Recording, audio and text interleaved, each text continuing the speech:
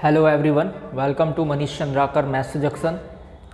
आज की क्लास में हम 11th फिजिक्स के दो टॉपिक पढ़ने वाले हैं, समांतर अक्ष प्रमेय और लंब अक्ष प्रमेय, जो कि हर साल परीक्षा में पूछे जाते हैं। बहुत इंपॉर्टेंट क्वेश्चन है। ये दोनों क्वेश्चन में से एक क्वेश्चन पूछना तय है, ठीक है। तो ध्यान से देखिएगा, मैं पहला टॉपिक स्टार्ट कर रहा हूँ, समांतर अक्ष प्रमेय, ठीक है। हर एक स्कूल में पूछा जाता है जी ये क्वेश्चन, ठीक है। या तो समांतर अक्ष प्रमेय पूछेगा या तो लंब अक्ष प्रमेय, ठीक है। तो पहला देख रहे हैं हम समांतर अक्ष प्रमेय, ठीक। क्या बोलते हैं समांतर अक्ष प्रमेय? किसी भी पिंड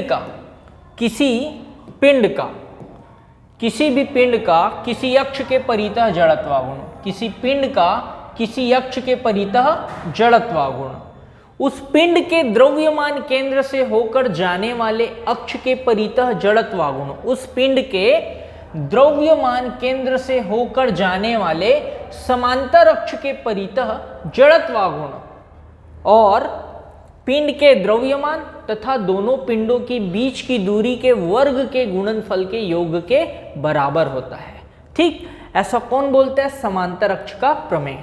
अर्थात I equal to ICM plus MA², I equal to ICM plus MA²। आपको याद क्या रखना है बेटा? I equal to ICM plus MA², है ना। जहां पे क्या है, I मतलब पिंड का किसी अक्ष के परितः जड़त्वागुण, मान लो AB के परितः जड़त्वागुण है, ठीक है। पिंड का किसी अक्ष के परितः जड़त्वागुण कौन है? I, ठीक। अब बात करते हैं ICM की। ICM क्या है? पिंड के द्रव्यमान केंद्र से होकर जाने वाले अक्ष के परितः जड़त्वागुण। मान लो ये CD है, जो कि कहां से जाता है? सेंटर ऑफ मास से होके जाता है, मतलब द्रव्यमान केंद्र से होके जाता है। किससे होके जाता है जी? द्रव्यमान केंद्र से होके जाता है ना। तो ICM किसको शो कर रहे हैं? पिंड के द्रव्यमान केंद्र से होकर जाने वाले अक्ष के परितः जड़त्वागुण को, ठीक। उसके बाद कैपिटल M की बात करते हैं। तो कैपिटल M है संपूर्ण पिंड का द्रव्यमान। कैपिटल M क्या है? संपूर्ण पिंड का द्रव्यमान। और A क्या है? दोनों समांतर अक्षों के बीच की दूरी। स्मॉल a क्या है? दोनों समांतर अक्षों के बीच की दूरी। अब देखिए I equal to ICM plus MA², इसी बस को याद रखना है ना। I equal to ICM plus MA²। समांतर अक्ष का प्रमेय क्या बोलता है? I equal to ICM plus MA²। अब इसी फॉर्मूला को देख के मैं ये पूरा प्रमेय बोलूंगा, ठीक है। इस फॉर्मूला को देख के हम पूरा प्रमेय बोल सकते हैं। कैसे? देखिए, I मतलब किसी पिंड का किसी अक्ष के परितः जड़त्वागुण हुआ। ICM मतलब पिंड के द्रव्यमान केंद्र से होकर जाने वाले अक्ष के परितः जड़त्वागुण।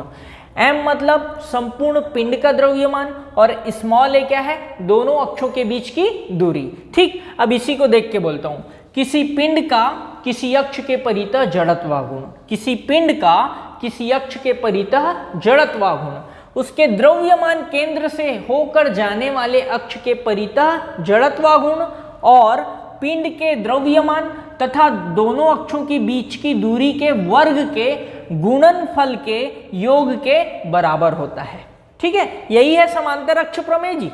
यही चीज तो लिखा है जो मैं बोल रहा हूं।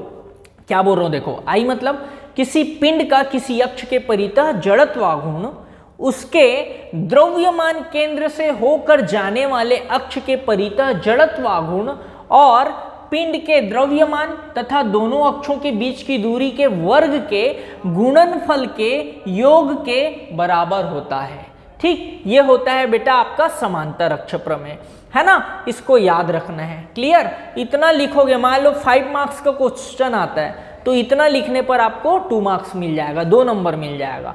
अगर आपको सिर्फ प्रमेय लिखने बोल दिया, सिद्ध करने नहीं बोला, तो सिर्फ 2 नंबर में आएगा। इतना पूरा लिखोगे तो 2 मार्क्स मिलेगा, 2 नंबर मिलेगा। बात समझ आ रहा है? अब इसको कैसे प्रूफ करेंगे देखते हैं, इसको सिद्ध कैसे करेंगे देखते हैं, है ना। इसका प्रमाण देखते हैं।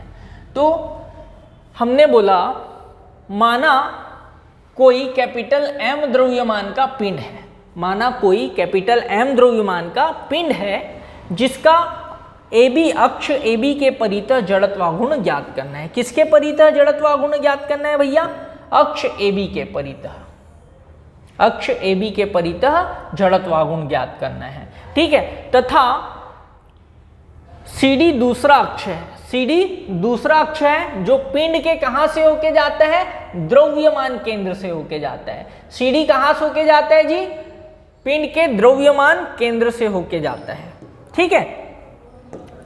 ये AB हो गया और ये वाला हो गया CD, ये वाला अक्ष हो गया CD, ठीक। अब मैंने बोला दोनों अक्षों के बीच की दूरी क्या है, स्मॉल a। दोनों अक्षों के बीच की दूरी क्या है, स्मॉल a है। दोनों अक्षों के बीच की दूरी कितनी है, स्मॉल a, ठीक है। अब हम बोलते हैं पिंड को असंख्य कणों से मिलकर बना हुआ माना जा सकता है। पिंड को असंख्य कणों से मिलकर बना हुआ माना जा सकता है भैया। पिंड बहुत सारे कणों से मिलकर बना है ऐसा हम मान सकते हैं,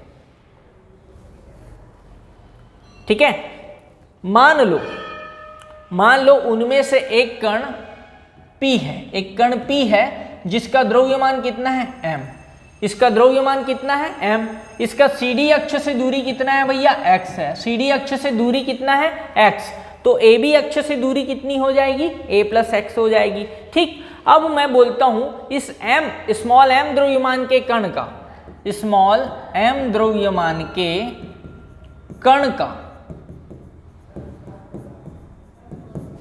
अक्ष AB के परितः जड़त्व आघूर्ण, AB के परितः जड़त्व आघूर्ण, ठीक है। अक्ष AB के परितः जड़त्व आघूर्ण, तो क्या मिलेगा, m into a plus x whole square. कैसे, द्रव्यमान गुणित दूरी का वर्ग होता है ना। जड़त्व आघूर्ण I इक्वल टू क्या होता है, m r स्क्वायर होता है, जहां पे m द्रव्यमान है और r क्या है, r क्या है, कण की घूर्णी अक्ष से दूरी है, ठीक है। तो भैया यहाँ पे दूरी की जगह क्या आ जाएगा, a प्लस एक्स आ जाएगा ना। देखिए ना, m का मतलब कण P का AB से दूरी कितना होगा, इतना a है, यहाँ से लेके यहाँ तक a है और यहाँ से लेके यहाँ तक x है। तो दोनों को जोड़ूंगा तो क्या मिलेगा, a प्लस एक्स। तो क्या लिख दिया, m into a plus x whole square, ठीक है ना। ये m द्रव्यमान के कण का AB के परितः जड़त्वाघूर्ण है। अब मैं बोलूंगा संपूर्ण पिंड का AB के परितः जड़त्वाघूर्ण, AB के परितः जड़त्व आघूर्ण, ठीक है। अब हमको छोटे से कण का जड़त्व आघूर्ण पता है, पूरे पिंड का निकालना है, तो हम क्या करेंगे, इसमें समेशन लगा देंगे। समेशन क्यों लगाएंगे, समेशन का मतलब होता है योग, बहुत सारे पदों का योग, ठीक है। तो हमने बोला कि ये पिंड बहुत सारे कणों से मिलके बना है, तो बहुत सारे कणों के जड़त्व आघूर्णों को क्या करना पड़ेगा, जोड़ना पड़ेगा। तो सारे कण तो हमको नहीं पता, तो हम इसमें क्या कर देते हैं, समेशन लगा देते हैं। तो summation m into a plus x whole square, ठीक है। इसको ले लिया मैं I, ठीक। अब देखिए ये आया समेशन m, यहाँ पे a plus b whole square का फॉर्मूला लगाएंगे, क्या आएगा, a square plus x square plus 2ax, ठीक है। a plus b whole square का फॉर्मूला क्या होता है, a square plus b square plus 2ab, ठीक है। तो वही फॉर्मूला यहाँ पे लगा दिया हूँ। अब देखिए ये आया समेशन m, सबको मिलेगा, मतलब m का गुणा कर दूंगा, ब्रैकेट ओपन करूंगा, मतलब सबसे गुणा हो जाएगा। क्या मिलेगा, ma square plus mx square plus 2amx। अब ये पूरे को हम ब्रैकेट में रख देते हैं, ठीक है, क्योंकि सामने समेशन है, ठीक है। अब ये समेशन सबके सामने है तो सबको मिलेगा, इसको इसको इसको तीनों को मिलेगा समेशन।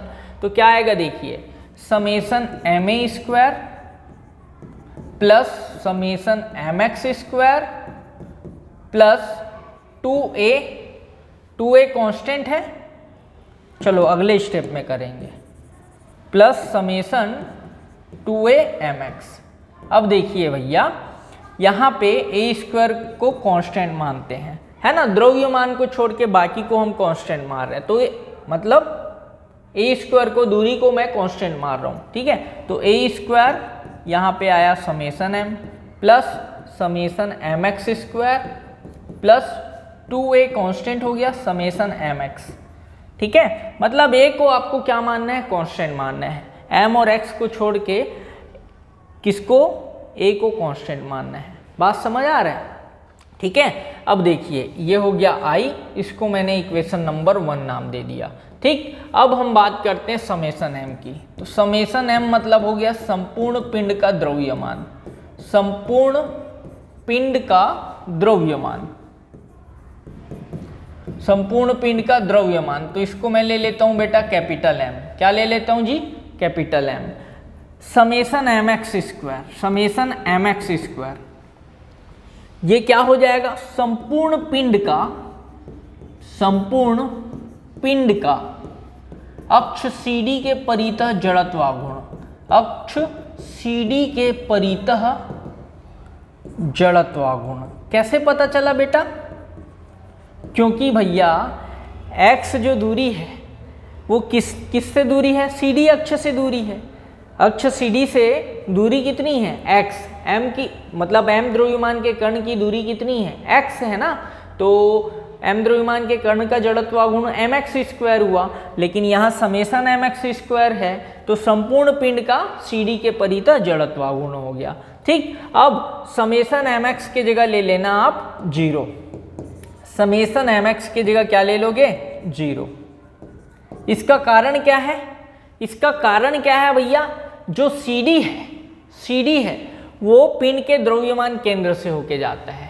CD जो है ये पिंड के द्रव्यमान केंद्र से होके जाता है, द्रव्यमान केंद्र से होके जाता है। मान लो यहाँ पे इसका ये बीच में है इसका द्रव्यमान केंद्र, ठीक है, यहाँ पे है द्रव्यमान केंद्र, ठीक है। तो ये द्रव्यमान केंद्र से होके जाता है ना। और द्रव्यमान केंद्र से होके जाने वाले अक्ष के परितः सभी आघूर्णों का योग क्या होता है, शून्य होता है। सभी आघूर्णों का योग क्या होता है, शून्य। इसलिए समेशन mx को ले लिया 0। ठीक, इस वैल्यू को समीकरण 1 में रख देना है। समीकरण 1 में मान रखने पर, 1 में मान रखने पर क्या मिलेगा, i के जगह i, ए स्क्वायर के जगह ए स्क्वायर, समेशन एम के जगह आ जाएगा capital M, plus summation M x square के जगह लिख दिया आई सी एम, है ना, और 2a समेशन एम एक्स की जगह ले लिया 0। ठीक, अब इसको जमा देते हैं, ये हो गया i, इसको लिखा m A square plus I C M, है ना, और ये हो गया 0। ठीक, अब फाइनली i इक्वल टू हमको क्या मिल गया, I C M plus M A square, I C M plus M A square. यही समांतर अक्ष का प्रमेय है। ठीक है, सिद्ध हो गया। ठीक है बेटा, ये हो गया समांतर अक्ष का प्रमेय। क्लियर? ठीक है, तो देख लेंगे इसको।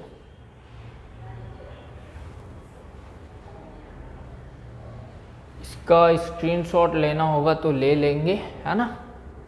2 पार्ट में करके, ये देखो पहले यहाँ तक, ठीक है, उसके बाद यहाँ तक। ठीक है, ओके। तो ये हो गया समांतर अक्ष का प्रमेय। ठीक है, क्लियर। अब हम बात करते हैं लंब अक्ष प्रमेय की। लंब अक्ष प्रमेय क्या बोलता है, किसी समतल पटल का, किसी समतल पटल का उसके तल के लंबवत अक्ष के परितः जड़त्वाघूर्ण, किसी समतल पटल का उसके तल के लंबवत अक्ष के परितः जड़त्व आघूर्ण उसी तल में स्थित 2 लंबवत अक्षों के जड़त्व आघूर्णों के योग के बराबर होता है। अर्थात I z equal to I x plus I y. देखिए, मान लो ये कोई पिंड है, ये कोई पिंड है ना, और ये कोई पिंड है, ठीक है। इसका जेड अक्ष के परितः जड़त्व आघूर्ण क्या है, आई जेड है। जेड अक्ष के परितः जड़त्वाघूर्ण क्या है भैया, आई जेड है।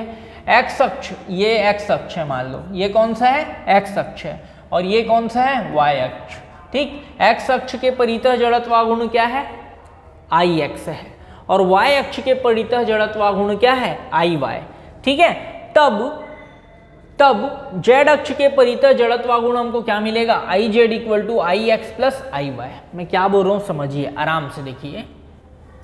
किसी समतल पटल का, किसी समतल पटल का उसके तल के लंबवत अक्ष के परितः जड़त्वाघूर्ण, उसके तल के लंबवत अक्ष के परितः जड़त्व आघूर्ण, उसी तल में स्थित दो लंबवत अक्षों के परितः जड़त्व गुणों के योग के बराबर होता है। तो देखिए जेड अक्ष जो है वो समतल पटल के क्या है, लंबवत है, और उसी तल में दो लंबवत अक्ष कौन कौन है, एक्स और वाई, है ना। तो जेड अक्ष के परितः जड़त्व गुण बराबर क्या हो जाएगा, एक्स अक्ष के परितः जड़त्व गुण धन वाई अक्ष के परितः जड़त्व गुण। ऐसा कौन बोलता है, लंब अक्ष प्रमेय। ठीक है, बहुत इंपॉर्टेंट क्वेश्चन है ना।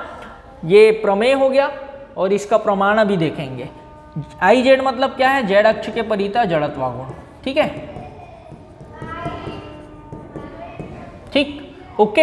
अब इसको प्रूफ करके देखते हैं। देखिए कैसे प्रूफ करेंगे।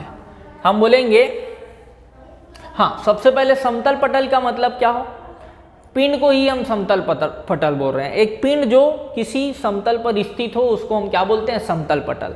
अगर कोई पिंड किसी समतल पर स्थित है तो उसको हम क्या बोल सकते हैं, समतल पटल बोल सकते हैं। ओके, चलिए अब यहां पे हम लिखते हैं समतल पटल को असंख्य कणों से मिलकर बना माना जा सकता है। असंख्य कणों से मिलकर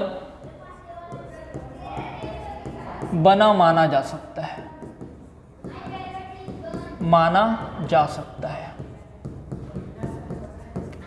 यदि उनमें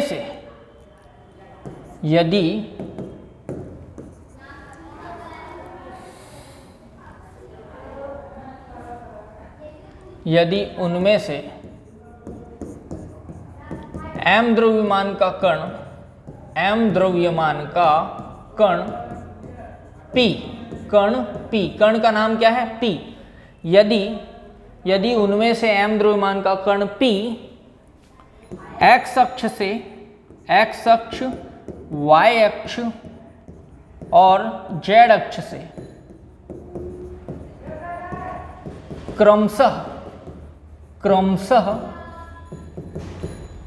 कितनी दूरी पर हो, y x अक्ष से कितनी दूरी पर हो y, और y अक्ष से कितनी दूरी पर हो, y अक्ष से कितनी दूरी पर हो x, ठीक है, और z अक्ष से r दूरी पर हो। यहाँ पे क्रमशः लिख दिया हूं, मतलब लगातार, है ना, और r दूरी पर हो।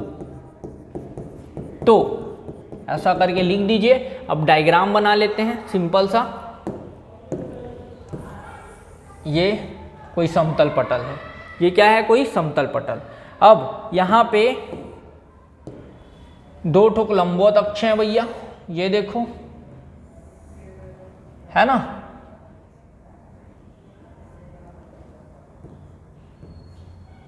ठीक है, यहीं पे तीसरा लंबवत अक्ष कौन है, जो कि पटल के लंबवत है, वो है जेड। कौन है भैया, जेड है। ठीक, ये हो गया जेड अक्ष, ये हो गया एक्स अक्ष, और ये हो गया वाई अक्ष। मैंने क्या बोला, समतल पटल को असंख्य कणों से मिलकर बना माना जा सकता है यदि उनमें से m द्रव्यमान का कोई कण p, मान लो यहाँ पे कोई स्मॉल m द्रव्यमान का कण है, स्मॉल m द्रव्यमान का कोई कण है जो x अक्ष से कितनी दूरी पर है बेटा, x अक्ष से कितनी दूरी पर है, y दूरी पर है, और y अक्ष से कितनी दूरी पर है, x दूरी पर है, और z अक्ष से कितनी दूरी पर है, स्मॉल r दूरी पर है। देखो लिखा, शो कर रहा हूं, x अक्ष से कितनी दूरी पर है, y दूरी पर, y अक्ष से कितनी दूरी पर है, x दूरी पर, और z अक्ष से कितनी दूरी पर है, r दूरी पर। ठीक है, मान लो ये कण A, ये पॉइंट का नाम है O, ये कण A पॉइंट का नाम है O, और इस कण का नाम है P।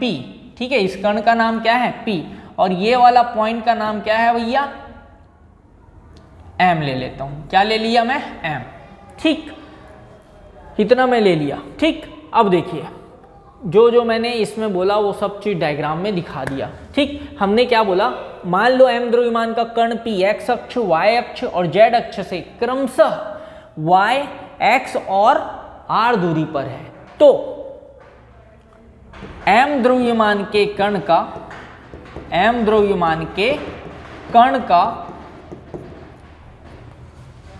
x अक्ष के परितः जड़त्व गुण, x अक्ष के परितः जड़त्वाघूर्ण। क्या मिलेगा भैया हमको? my² मिलेगा। क्यों? द्रव्यमान गुणित दूरी का वर्ग होता है ना, द्रव्यमान गुणित दूरी का वर्ग होता है। x अक्ष से कितनी दूरी पर है? y दूरी पर है, तो इसलिए my² लिख लिया। ठीक है, अब मैं बोला संपूर्ण पिंड का x अक्ष के परितः जड़त्वाघूर्ण, x अक्ष के परितः जड़त्व आघूर्ण क्या आएगा भैया? Ix इक्वल टू आ जाएगा summation my²। Ix equal to क्या आ जाएगा बेटा? Summation my²। इसी प्रकार संपूर्ण पिंड का y अक्ष के परितः जड़त्वाघूर्ण, y अक्ष के परितः जड़त्व आघूर्ण, इसको पूरा लिख लेना ना जड़त्व को, और ये परितः जड़त्वाघूर्ण, संपूर्ण पिंड का y अक्ष के परितः जड़त्वाघूर्ण Iy इक्वल टू, भैया y अक्ष से कण की दूरी देखो, y अक्ष से कण की दूरी कितनी है? x है। y अक्ष से कण की दूरी कितनी है बेटा? x है। ठीक है, तो यहाँ पे Iy इक्वल टू मैं क्या ले लूंगा? Summation mx²। क्या ले लिया? Summation mx²। ठीक, अब उसके बाद बोलना संपूर्ण पिंड का z अक्ष के परितः जड़त्वाघूर्ण, z अक्ष के परितः जड़त्व आघूर्ण क्या मिलेगा बेटा? Iz इक्वल टू मिल जाएगा summation mr²। Iz equal to summation mr²। ठीक है, इसको 1 दे दीजिए, इसको 2 दे दीजिए, इसको 3 दे दीजिए। mr² क्यों आ रहा है? देखो z अक्ष से दूरी कितनी है? स्मॉल r है, इसलिए। ठीक, ओके, अब इसके आगे हम काम करते हैं। ठीक है जी, इसके आगे मैं काम करता हूं, इसी के नीचे लिखते चले जाना है आपको, है ना। ठीक है, मेरे पास साइड में जगह है तो मैं साइड में काम करता हूं। देखिए, मैं बोलता हूं समकोण त्रिभुज POM में देखिए POM क्या दिख रहा है? समकोण त्रिभुज दिख रहा है ना, पाइथागोरस प्रमेय से। पाइथागोरस प्रमेय से क्या होता है भैया? पाइथागोरस प्रमेय, कर्ण की घात 2 बराबर लंब की घात 2 धन आधार की घात 2। कर्ण की घात 2 बराबर लंब की घात 2 धन आधार की घात 2। यहाँ पे देखिए कर्ण कौन दिख रहा है? r, तो r² लिख दिया। लंब कौन दिख रहा है? y, तो y² लिख दिया। आधार कौन दिख रहा है? x, तो x² लिख दिया। दोनों पक्षों में m का गुणा करेंगे, दोनों पक्षों में m का गुणा करेंगे तो mr², यहाँ आया my² और यहाँ आया mx²। ठीक है, दोनों पक्षों में समेसन लगाने पर, दोनों पक्षों में क्या लगाएंगे? Summation mr² summation my² plus summation mx²। ठीक है, अब समीकरण 1, 2 और 3 से मान रखने पर, 1, 2, 3 से मान रखने पर, ठीक है बेटा, तो समेसन mr² की जगह क्या रखना है मेरे को? iz, mx² की जगह iy और समेसन my² की जगह ix, इसमें वैल्यू रख दीजिए। तो iz इक्वल टू क्या मिलता है? ix plus iy। ठीक है, यही लंब अक्ष का प्रमेय है, सिद्ध हुआ। ठीक है, यही हमको सिद्ध करना था। ठीक है, तो इसको अच्छे से देख लेंगे। ठीक है, ये स्क्रीनशॉट ले लीजिए। ठीक है, तो बहुत इंपॉर्टेंट क्वेश्चन है, ध्यान से कीजिएगा। ठीक, तो आज की क्लास यहीं तक रखते हैं।